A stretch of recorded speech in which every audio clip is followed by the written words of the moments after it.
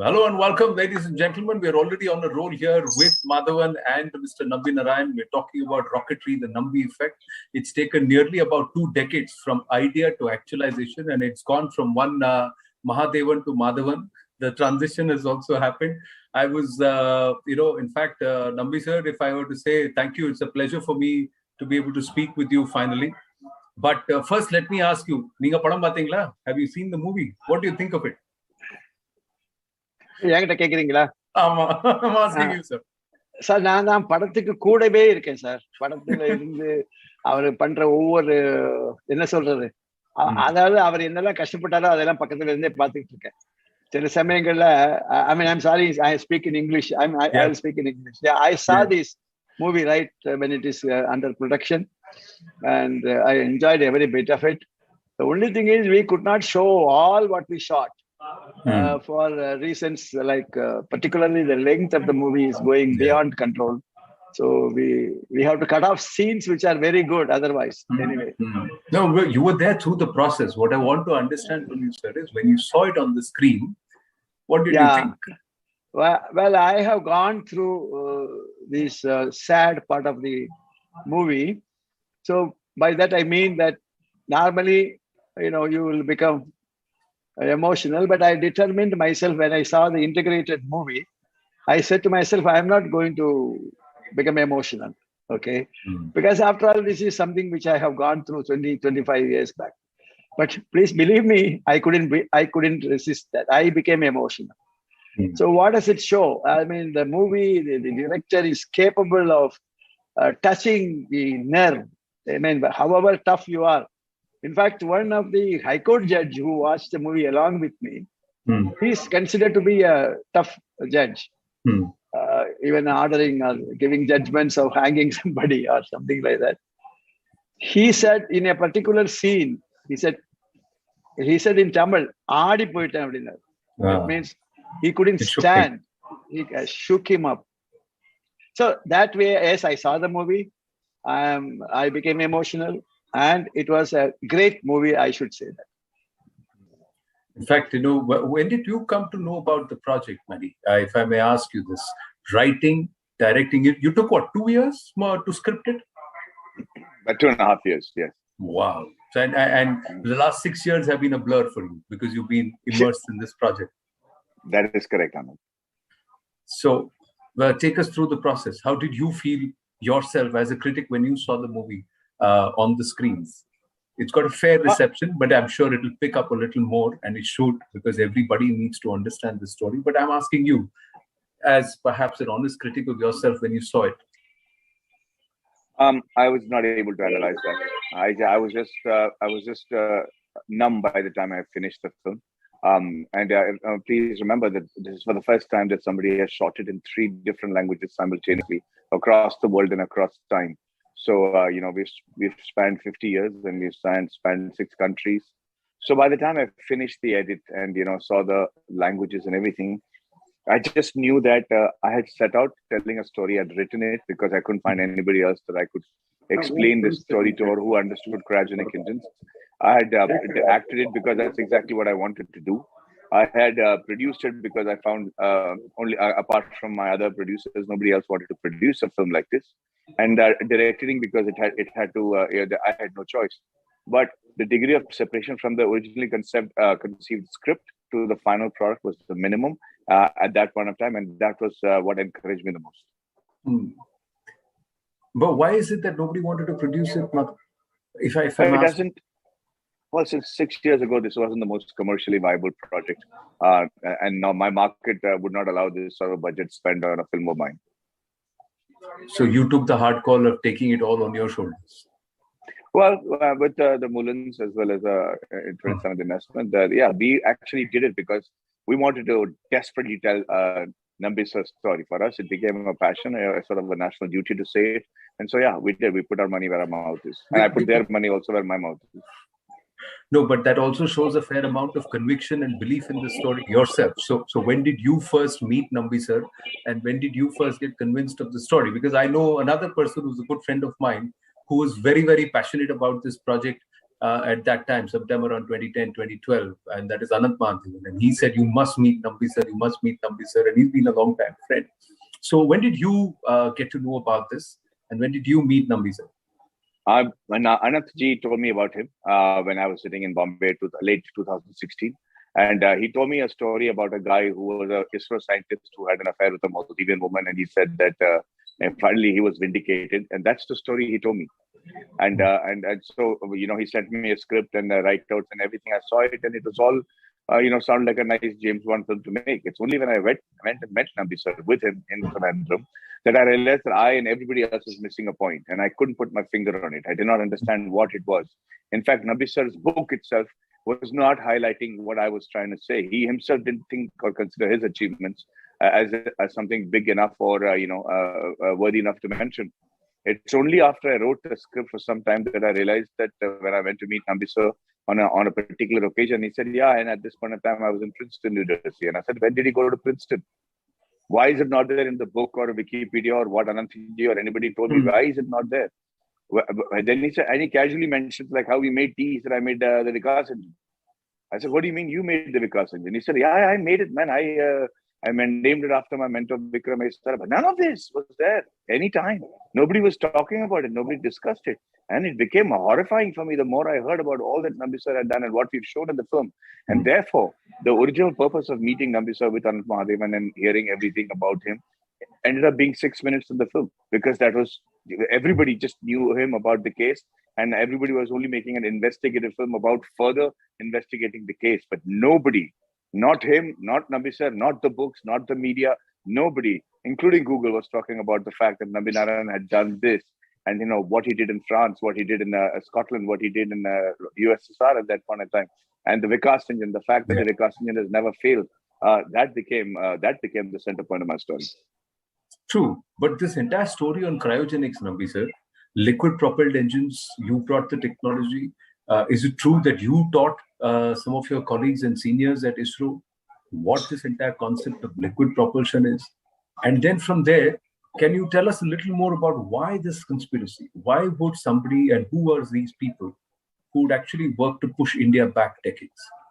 See, in the first place, let me tell you, I didn't teach anybody in my organization. They are all sufficiently senior enough to understand the merit of the liquid systems. The problem is they didn't want to do the liquid systems because they felt we have a priority of solids and we have some difficulty in doing the liquid. That is where I stood firmly saying that this can be done. So we started from toy 600 kg and then ended up 60 tons. Okay, that is the answer for your first part. Now the second part is that the entire thing, when we were talking about the cryogenic, please understand, cryogenic is nothing but liquid propulsion systems, but it is using a cryogenic fuel. But for that, it is same. It is the same.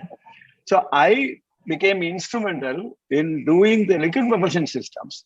And then the cryogenic is certainly required because of its high energy levels. But unfortunately, we didn't have enough input to do that.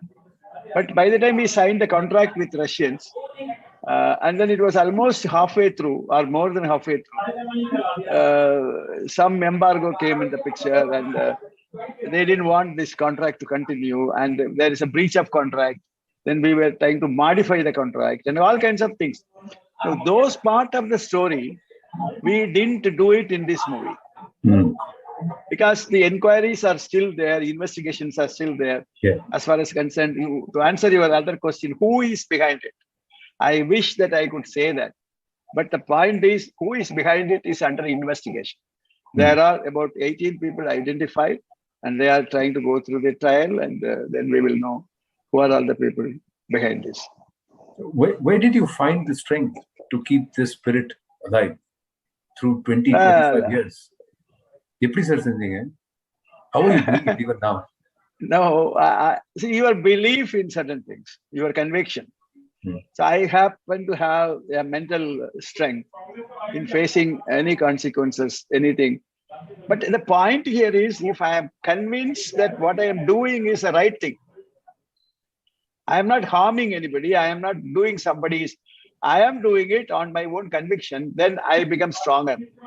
And so in the process, you meet so many obstacles, but you overcome that. Like what I have done. If you see the movie, you will find we were playing with a 600 kg, and then we flew, and then they said it is a failure. Then the second one we flew, then it is a success. Like that, it keeps going. In that process, you see the movie, you will understand how we move to the 660-ton engine. So the strength comes primarily from your conviction, and also it's a God-given gift. Yes, and your spiritualism is something that is also your strength, which is something which you have always been very proud of. But representation of that spiritualism got some comments from reviewers. How did you react to the kind of reviews that came through, Madhav? Let's make it very clear. It was a reviewer. Yeah, it is a reviewer. See, I'll tell you, I don't know whether you are talking about the criticism of I show myself as a Hindu person, something like that. Is that correct? Yes, yes. Yes, I am proud to say that I am a Hindu. What is wrong in that? Is it a sin to be a Hindu? In this country, if you say that it is a sin to be a Hindu, I'm sorry. I better do the sin. There is nothing big about it. So now, I am a Hindu. Hindustan. So how can it be a sin to be a Hindu in Hindustan? Yeah, that's what I'm saying. I am a Hindu. The story is about myself. And when the story is about myself, they have to show the environment. They have to show me my room. They have to show my house.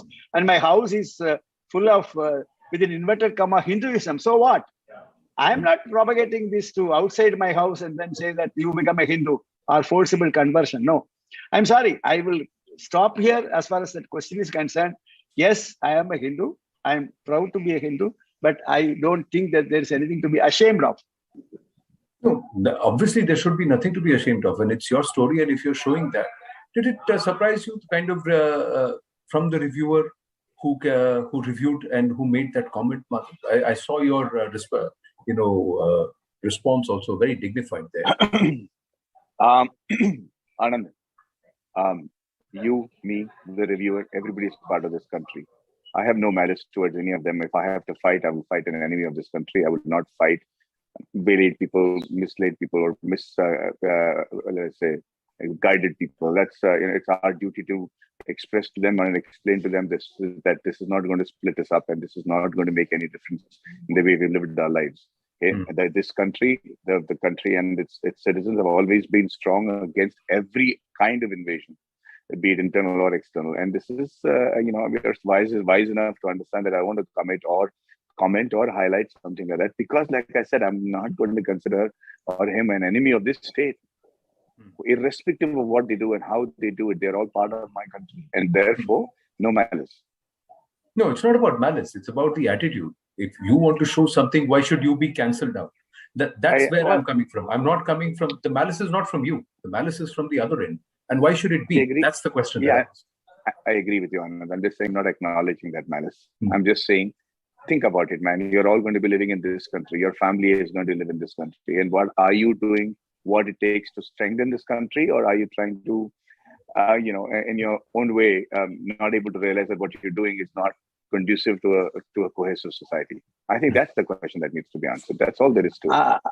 Anand, can I interfere for a minute? Please. You see, there is uniformly, everybody is telling high about the film. Good, like that. So somebody wants to become popular on a cheap rate command, and by that process, that person is trying to become popular. My point is, you asked me a previous question, the conviction, a mind, and the strength to fight even the anti-nationals. Now, you think that I don't have the mind to fight this kind of singular persons? I feel it is not worth the fight, not even worth a counter command. That's all my point. True, but this is also going back to what you have been fighting through now. Is it, Madhav, as you were trying to research the project and you continue to interact with Nambi sir over the course of many years, did it shock you that those within our country itself want to push our country back?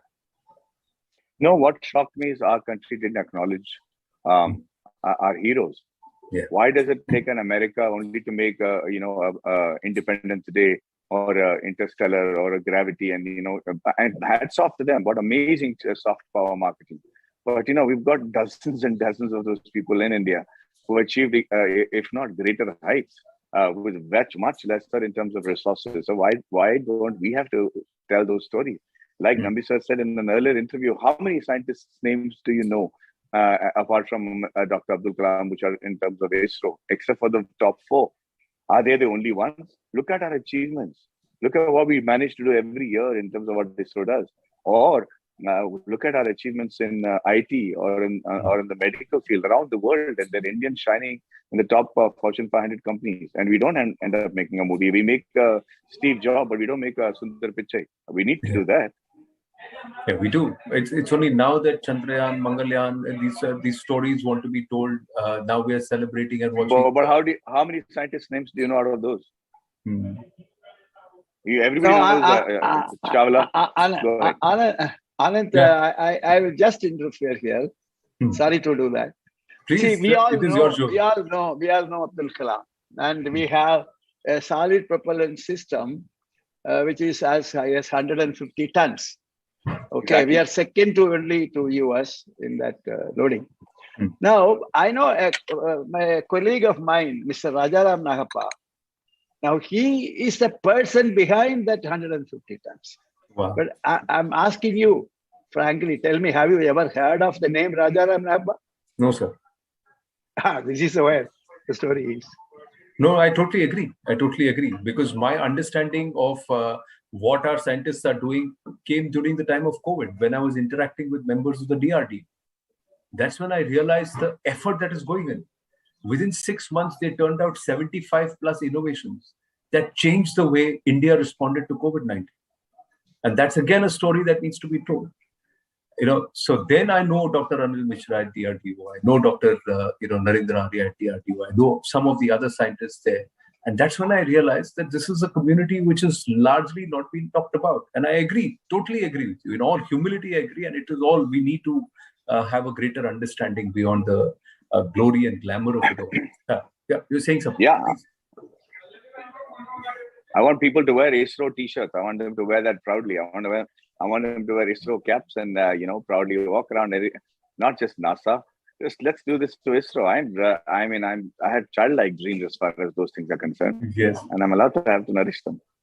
Yes, you must. And I think many of us need to nourish that a little more. I think it was a standout moment for me when I had to see Dr. Sivan get the shoulder of the Prime Minister to break down on when that landing didn't materialize. But it's an achievement to get there. And at a time when we had been pushed back because of so many other reasons, and we are fighting through across the world. And, they made Gravity at $350 million. We put,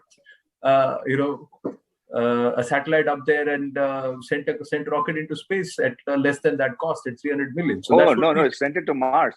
There. We sent it to Mars at a cost less than that. Yeah, absolutely. Now let's come back to the movie. Writing it, acting in it, and directing in it. It must have been quite a drain. Tell me, which part did you enjoy the most? I think I'm not able to look at the rationale of it, Anand, in all honesty. When I heard about his story, I honestly went there thinking it's going to be a quick film where I'm wearing good clothes and make it into a James Bond film.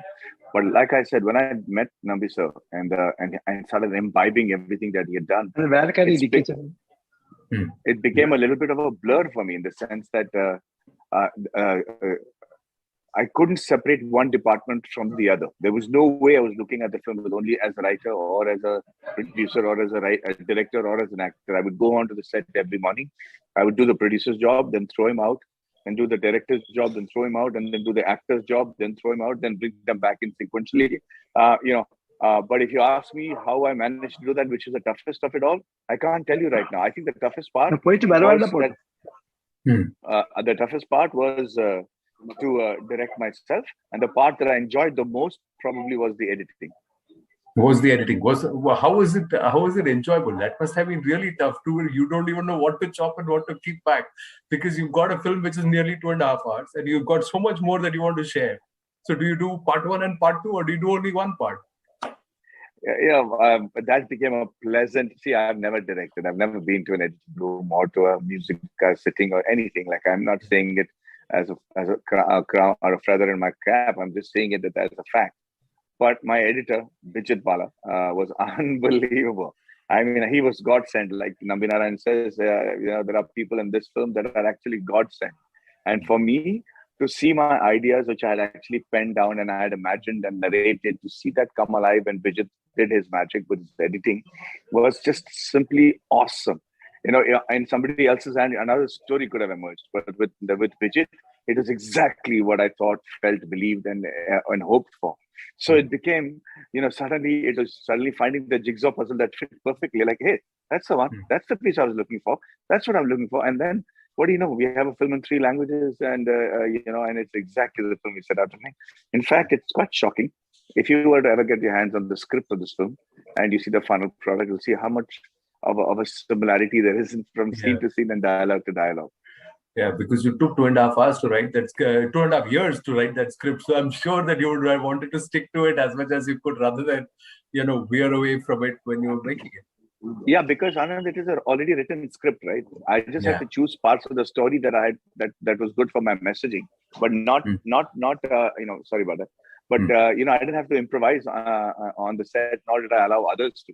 We rehearsed. We went through all our the rigmarole before the shoot started, and after that, it was just basically delivering what we had set out to do. But you had canned the film in record time, didn't you? You wrapped up your shoot schedules in Russia.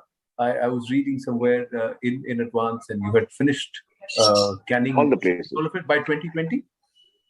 Oh yeah, the film was ready for release by early 2020.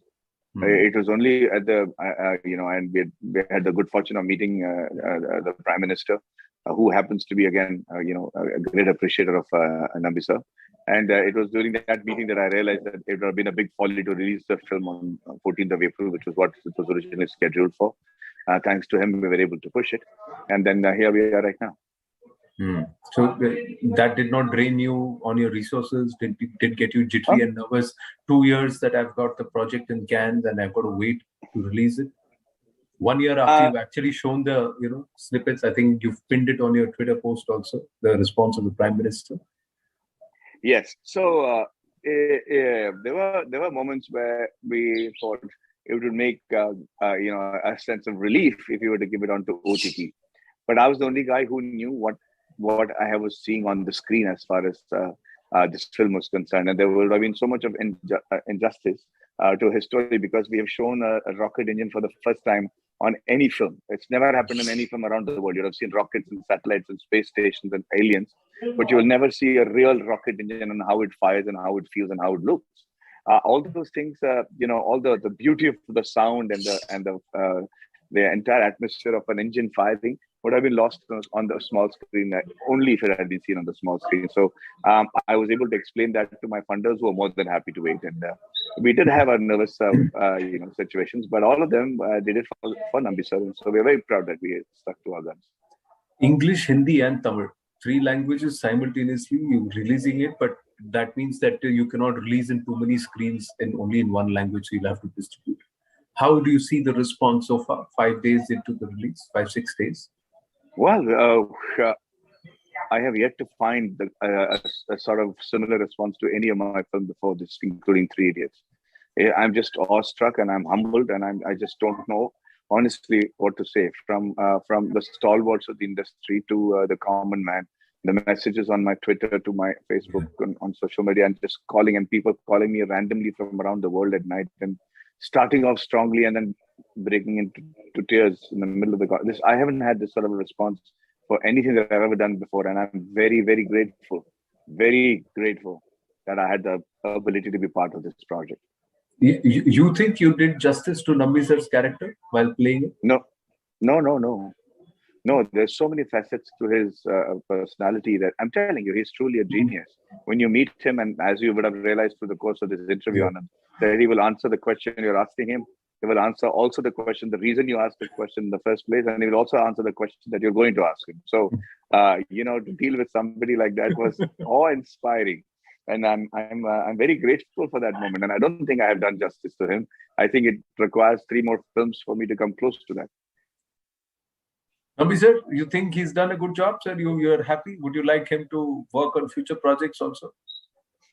No, certainly. Anand, let me tell you one thing very interesting. Madhavan said, I will answer questions which you have not asked. I want to answer one such question. Yes. When he was when he was telling about the rocket engine firing and its sound, I don't think that you people have experienced that in the direct mode. You know, when the rocket engine is fired, we will close the door and it's a blocked door and safety and things like that. So we are not allowed to come out and we can see it only on the small screen. But there are occasions where I have violated that rule and came out of the safety zone and watched the roaring sound of the entire rocket engine. I think something you have to believe it. Yeah, within the decibel levels, we make sure about it. But fantastic. You know, you must have heard the birds chirping and then the winds going through leaves and things like that. But this is something which only a rocket engineer can understand. It is giving No, such a sir. As a car enthusiast and a bike enthusiast, when you have the hum of a supercar in front of you, you realize what power is packed under the bonnet. You know, when you hear the hum. So if that you feel like with a car, imagine what you would, the kick that you would, the adrenaline rush that you would get with a rocket engine. Only an engineer can understand what you just said, Anand. yeah. No, absolutely. But the fight is not yet over, Nambi sir. I'm going to wind up this conversation. I would love to carry on, but I think all of us have paucity of time. But let me ask you, this fight is not over, Nambi sir. It doesn't seem to be getting off your back. Are you okay with it? Or are you happy that at least the truth has come out there and you put out one part of the story? Actually, I didn't believe I will be living through to see this kind of the end. I was fortunately living through. Now, what happened today, you know, it has reached a stage where you have a CBI on one side and the accused on the other side. Now, actually speaking, I am only a witness. And as far as I am concerned, my job is over with respect to this. So to that extent, I am happy. But certainly, I am interested in knowing the outcome of the fight, outcome of the trial and things like that. But what is more important is the people whom we have not named it there. There are people whom are yet to be named or who may come out during the investigation. This part of it, and there are certain things which are political motivation and things which I don't know. I don't think I'll be able to. But one thing is very clear. As far as I am concerned, the present fight is over. And now it is somebody, the investigating agency versus, or the prosecuting agency versus the accused. So they have to take care of themselves. Did you get that chance to look somebody in the eye and tell them, you tried, but my truth won and my conviction won? I wish I could say that to the proper person. And unfortunately, not all are alive. They were not fortunate to be alive. But then the remaining people, I am not able to see them anywhere. I think they are at their homes, or I don't know, maybe I didn't get an opportunity to come across. But one of them has been recently arrested for another case. Yeah, another case. Yeah. True. But you see, there are some people, whether you like it or not, this will happen. This is where I say that the God is greater than every other situation which you can think of. Imagine, have you ever thought that this will happen? So no, this is happening in front of your eye. Yes, it is happening. And it is happening. So, the wheel of time will turn and things will turn and the reality will come to the fore. Final word, Madhav, you were reacting to what Nambi sir was about to say. So let me ask you, did you get the chance to meet some of the quote-unquote accused? No, I didn't. No, like I said, my 8 minutes of the film was only about it. It was just factual and a representation of the verdicts of the court. It wasn't diving into investigative journalism over there. So I really didn't have a chance. I just had the good fortune and absolute pleasure of meeting the CBI officer, PM Nayar sir, who was also part of narrating his story to me, an absolute gentleman who till now keeps fighting for one sort of just social justice or the other. Extraordinary gentleman and his wife. So I've really had, if you ask me what I've done from this film, maybe I won't make 1,000 crores, But I have made 10,000 crores worth of friends and acquaintances that I'm so proud of, who've enriched my life to such an extent that I almost feel I don't want anything more. I'm humbled to that level, and for that reason, I'm grateful for this project.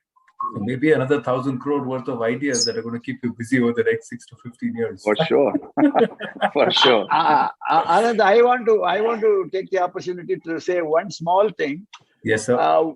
Maybe Madhavan may not make 1,000 crores. In fact, to be very frank, I don't think that he cares to. But what is more important is the Indian film industry. I'm not talking about Tamil or the Indian film industry. Because of my story, happened to find out one of the excellent directors of the future. Oh my God! Very good, very good. So you're making waves on the cine screen, and your son is making waves on the pool for the country. So fantastic. So I've got to say that I'm so proud of your son and what he's doing, and I'm so proud of you as parents. So to you and to your wife, that is credit to you and to your wife, Madhavan. Really, really, really proud. Thank you so much. That must feel it, Paul, worth it, no? That moment. Yeah. Well, both Vedant and I realized that we're getting far more laurels than we deserve, because there are very, very good swimmers who are his age and who are much better than him. So he keeps trying to post their achievements as well, because the poor guy realizes that he's been painted into a hero because he's my son. But apart from that, I'm very happy that he's put his head down and he continues to swim, and he's got a big month coming up. So I'd like to wish him all the best and hope he keeps a level head. No, we are all going to wish all of you all the best. Vedant, Mr. Madhavan, and also Mr. Nambi Narayan, and also to all our viewers. If you have not watched Rocketry yet, go and watch it. You must. You must. Thank you very much. Wonderful chatting with the two of you. Such a pleasure. Thank you so much. Thank you. Thank you, Anand. Pleasure.